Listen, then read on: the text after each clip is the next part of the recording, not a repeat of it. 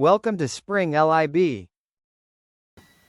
We want to graph the function f of x is equal to e to the x plus natural log of the absolute value of x minus 4, using as many viewing rectangles as we need to depict the true nature of the function.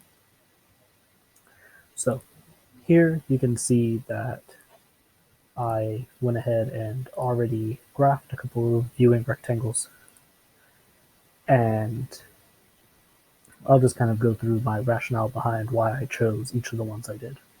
So the first one here on the left is just from negative x is equal to negative 30 to 20.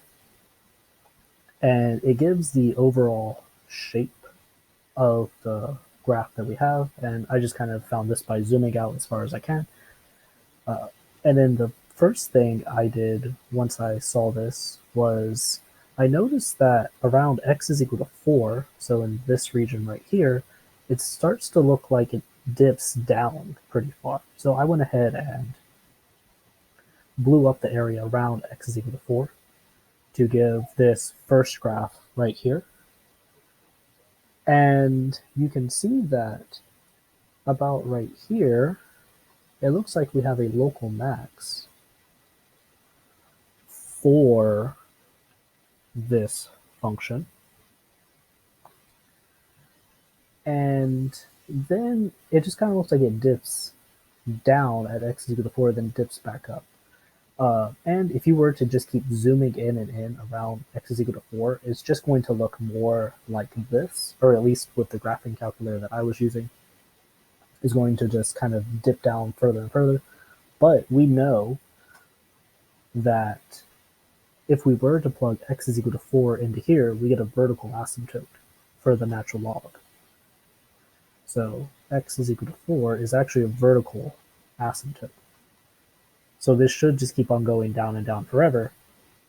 And at some points right here, and no matter how much I actually zoomed in, I could never actually get it to go there, because the closer and closer I get to 4, it would just say it would become undefined. So maybe if you had a little bit better graphing calculator, you would also find where the x intercepts for this should be. But it should look something kind of more like this here, as opposed to what we actually have.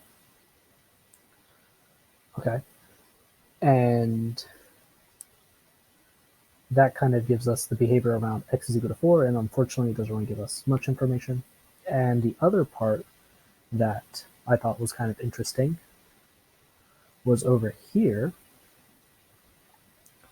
around x is equal to negative 2. So I went ahead and made this area a little bit larger. And we can see that this point here ends up being a local min. And again, this was at x is about negative 1.7 or negative 2. So we can kind of see the local max and local min behavior here. And something else we might be able to notice is it looks like around here we have a point of inflection. So that's why I went ahead and included that. And also in our first graph here, you might notice that around our local max, we also have a point of inflection, it kind of looks like. And to the right here, we'd also have a point of inflection. So these were the 3 viewing rectangles that I thought were useful for describing the graph of this function.